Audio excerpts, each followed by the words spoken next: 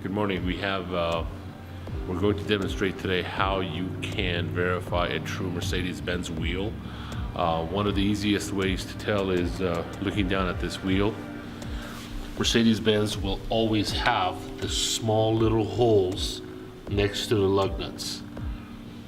Reason being is Mercedes-Benz uses a special tool for the alignment, and the piece is actually made out of polyurethane material that fits in there for the balancing of the actual alignment piece. So therefore they're never touching the actual rim with anything like metal pieces.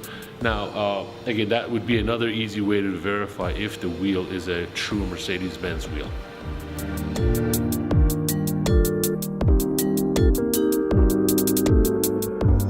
Kendall, let's start something great.